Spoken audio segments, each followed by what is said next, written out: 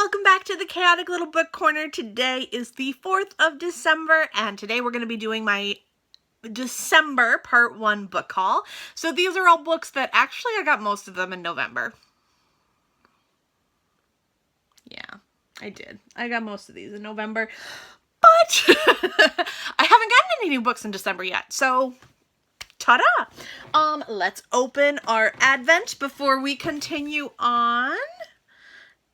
We wish you a Merry Christmas, we wish you a Merry Christmas, we wish you a Merry Christmas, and a Happy New Year. Where is the forgotten it? Where? Open the fuck up. Alright. This is The Journey of the Magi, and this is from the book of... This is detail from the French book of Hours, 15th century.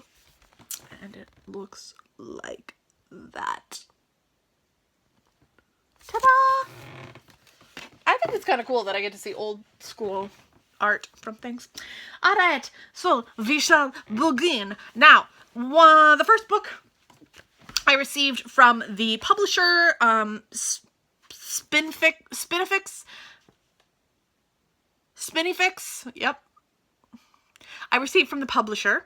So the first book I received from the publisher, Spinifex, and they are a Australian feminist publication, and I wrote them and I requested this book, and I hadn't heard from them, so I actually purchased it for myself. And the book is The Mad Poet's Tea Party, and it's by Sandy Jeffs. Now, this book I am obsessed with. I am highly in love with it.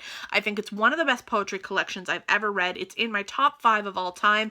It talks about schizophrenia, it talks about medications, the ideas of mental illness in reference to fairy tales and Alice in Wonderland, and the idea of madness and that kind of thing, which it was fantastic. I really loved it. I think it's fantastic. If I say that again, I'm going to punch myself in the head. I think it's wonderful, and I think it's really different, and I do plan to do a more in-depth review of it and potentially read you some excerpts of it. I really am happy that they sent this to me, and I'm going to keep both copies because one of them I can now mark up and have some more diving into it and really dissect the poetry. But I am absolutely in love with this. I think this is such a wonderful poetry collection. If you have the chance to pick it up, do so. I know it's available from the direct link on their website, which I will link below their actual publication page, but also you can buy this on Abe and Book Depository. It's a little more expensive for here in the US because it is from Australia. I think it's 100% worth it. It is 100% worth it. Next, I picked up this. This is for a buddy read that I'm going to be doing in January. This is Gone with the Wind. This is by Margaret Mitchell. This is going to be a buddy read with Miss Amanda Center and potentially Katie. I'm very excited. I've never read the book, seen them film hundreds of times, which is fun. And I am really excited to dive into that. Next, we have this. So this one I've read. I finished it the first day of December. So there is a book group, a reading group on Goodreads, and it's called the Mad Woman's Book Club. And it is a book group focused around women with mental health issues and madness, and it is really focused on the idea of feminist texts and things of that nature. I've joined it. I know a few other people are a part of it, but I haven't seen anyone talk about the books that they read for the book club. I am going to be doing a once-a-month discussion video on the books for the book club, so that will be coming up this month, and then in December I'm reading Girl Interrupted for it, and I will be talking about that in January. So this will be discussed at some point in this month. This is Women of the Asylum, and it's from 1840 to 1945. I adored it. I think it was fabulous.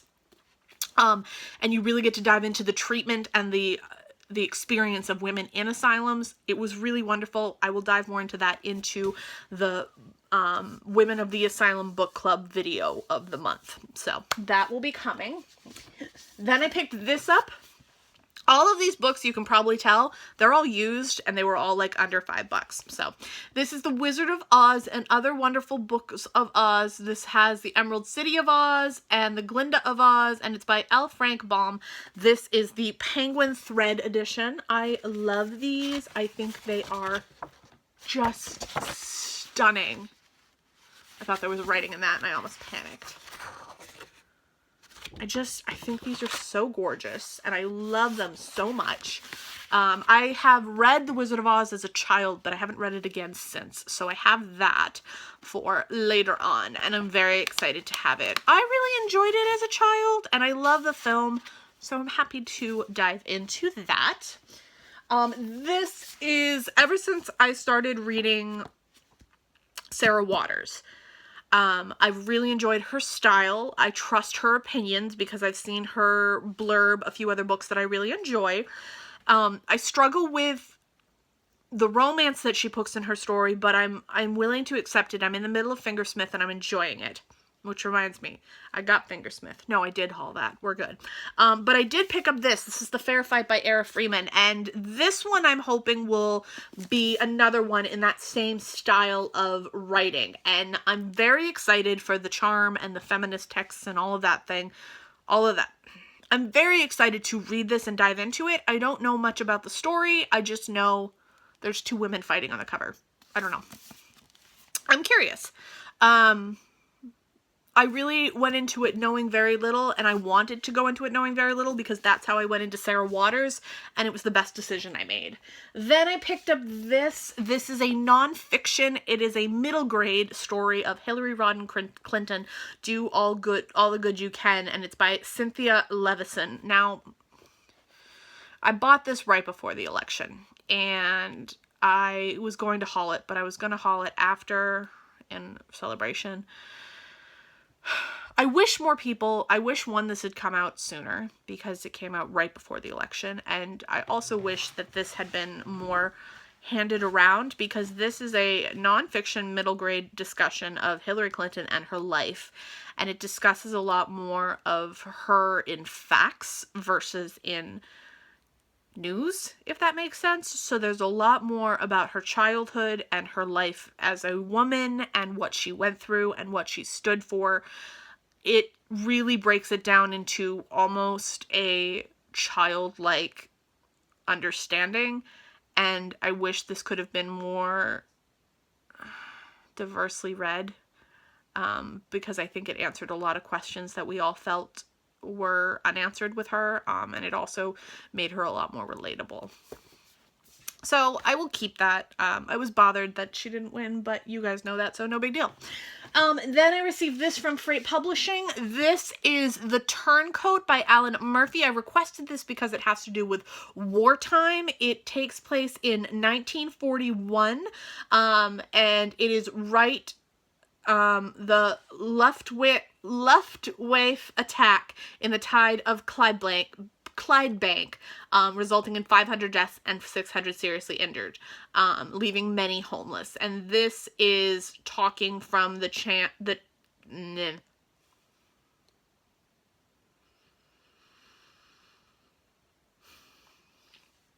And this is talking from the perspective of some military men, and what they've seen and what they go through and the fight against the Nazis. I really, really love World War II fiction and discussions. I also really love World War II nonfictions. So this is a really great book, and I think it's going to be a very interesting one to dive into, and I will be getting to this soon. It comes out in 2017, I believe, and I'm very happy to have it. And I always love working with Freight Publishing. They're like my favorites. This one I planned to read in nonfiction November. I had received it, but I didn't get to it after reading The New Jim Crow. I think that the two of them would pair together very nicely, but this was a little too much. So this is Lay My Burden Down, and this is Unraveling Suicide and the Mental Health Crisis Among the African Americans. And it's by Alvin M. Posset. It's by Alvin F. Possetant, MD, and Amy Alexander. And this is just talking about the mental health crisis that goes through the Black community here in America, how it's not really addressed, how there's an element of people trying to be stronger than they are. It's a lot of pressure and stress for the Black community in general, and it's really not addressed ever, and I'm really excited to read this eventually, but I think I need to take a break from nonfiction for a bit, but this will be coming up soon, I'm sure. And then Miss Amanda Center and I, after shopping for very, very, very long amounts of time together, we discovered that we really, she saw me look at this book like 3 times, and she was like, do you have that book? And I was like, no, I really want it. And she's like, I have it. Do you want it? And I was like, yeah. And so she sent it to me. And this is William Shakespeare's The Phantom Menace. And this is written in Shakespearean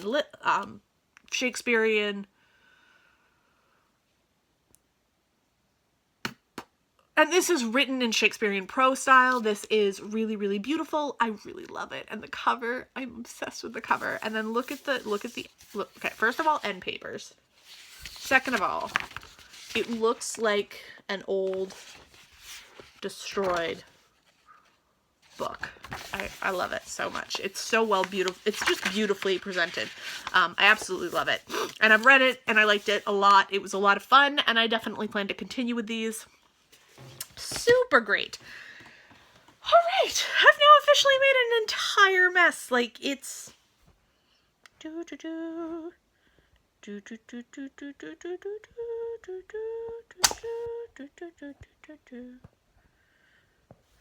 see, mess, lots of mess. So I'm gonna go clean, and I will see you guys tomorrow. Happy holidays. I love you.